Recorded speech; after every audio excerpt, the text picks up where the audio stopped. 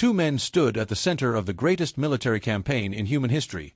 One always armed, the other never, and that single difference reveals everything about who they truly were. George Smith Patton Jr. and Dwight David Eisenhower were both products of the same military system, trained at the same institution, forged in the same wars, and yet they represented two entirely opposite philosophies of command, leadership, and identity. One believed that the warrior's spirit had to be visible, worn on the hip like a declaration of war against the world.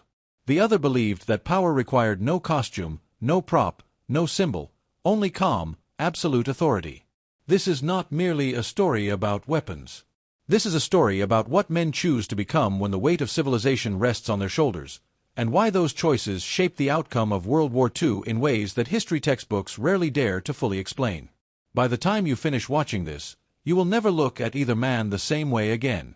If this kind of deep historical storytelling moves you, please subscribe to this channel right now, hit the like button, and share this video with someone who loves history, and drop a comment below telling us something you already knew or suspected about Patton or Eisenhower before pressing play today.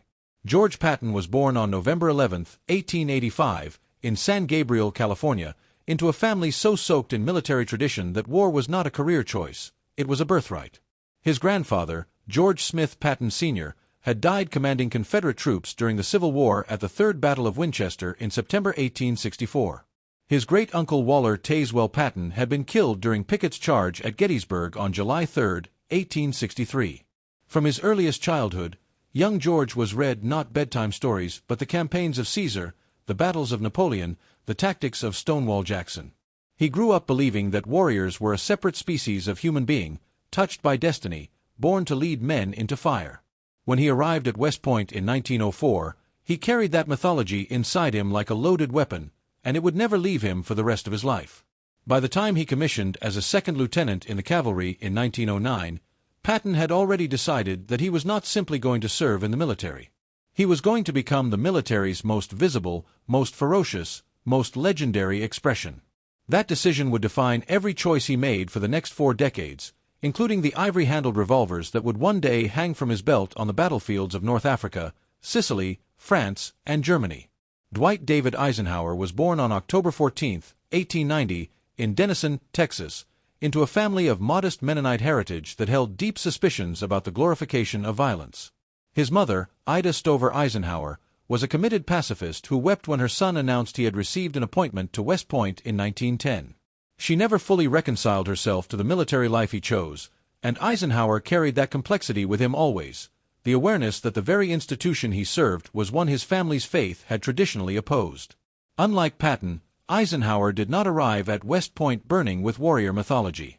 He arrived with something quieter and ultimately more powerful, a ferocious intellect, an extraordinary capacity for organization, and a gift for making people trust him instinctively. He graduated in 1915 in the same class that would produce an astonishing number of future generals, the class historians later called the class the stars fell on. While Patton was already building a reputation as a cavalry swordsman and competitive equestrian, Eisenhower was building something invisible, a reputation as the man you wanted in the room when the most complex decisions had to be made under the most unbearable pressure. The .357 Magnum revolver that Patton carried was not a standard military sidearm. It was a Smith & Wesson Model 27, chambered for one of the most powerful cartridge rounds commercially available to civilians in the 1930s, and Patton had it custom-fitted with ivory handles, not pearl, as he famously corrected anyone who made that mistake, because, as he put it, only a pimp in a New Orleans brothel carried pearl-handled revolvers. He had actually carried ivory-handled revolvers since at least 1916, when he accompanied General John "Black Jack" Pershing into Mexico during the punitive expedition against Pancho Villa. On May 14, 1916, at the Hacienda San Miguelito near Rubio, Chihuahua, Patton led a small force of soldiers in what became the first motorized cavalry engagement in United States Army history, personally killing 3 of Villa's men, including a captain named Juan Cardenas. He returned to camp with the bodies strapped to the hoods of his cars like hunting trophies and notched the kills on the handle of his revolver the way a gunfighter might have done in the frontier West. That moment crystallized who Patton was and who he intended the world to see him as, a warrior from another age, transplanted into the 20th century, absolutely unashamed of the violence his profession required. Eisenhower's relationship with personal weapons was almost the precise opposite. Throughout the entire duration of World War II, through North Africa, Through the planning of Operation Torch in November 1942, through the agonizing preparations for Operation Overlord in the spring of 1944, through his time as Supreme Allied Commander at SHAEF headquarters at Bushy Park outside London, Eisenhower did not carry a personal sidearm. This was not carelessness or oversight. It was a conscious, deliberate choice that reflected his understanding of what his role actually required. Eisenhower understood that his battlefield was not Normandy or Bastogne or the Rhine. His battlefield was the conference room, the telephone line, the diplomatic cable, the impossible alliance between Winston Churchill's British Empire, Charles de Gaulle's fractious Free French, and the industrial colossus of American military power. In that battlefield, a holstered revolver was not a symbol of strength. It was a distraction, a provocation, a signal that the man wearing it had confused the role of supreme commander with the role of frontline soldier. Eisenhower never made that confusion. Not once. Not for a single day of the war. The tension between these two men became openly visible during the Tunisia campaign of early 1943, following the catastrophic American defeat at the Kasserine Pass in February of that year.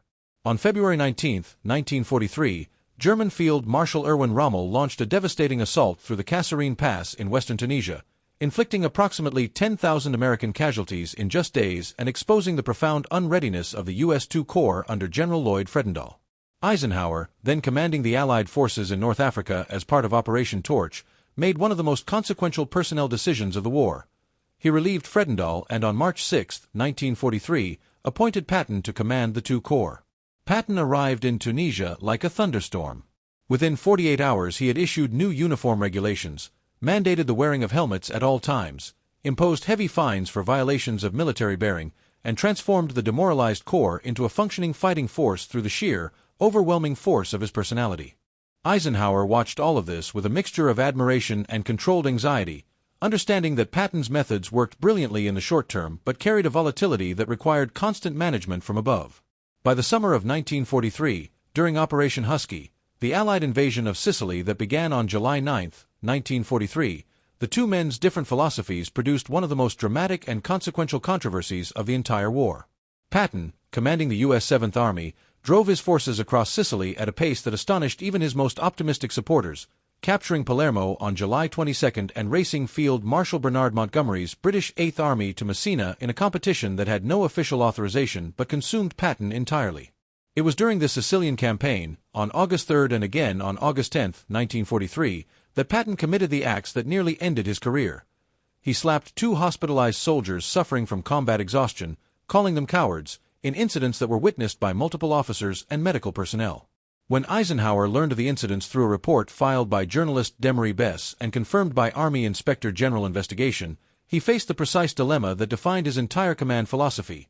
How do you preserve the most effective combat commander in your army while making clear that his behavior has violated every standard of military conduct and human decency? Eisenhower's response to the slapping incidents revealed the architecture of his leadership with complete clarity. He did not relieve Patton. He did not publicize the incidents.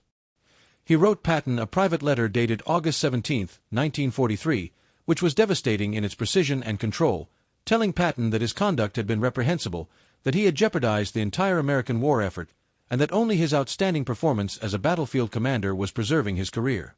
He then required Patton to personally apologize to the soldiers he had struck, to the medical personnel who had witnessed the incidents, and to the divisions under his command.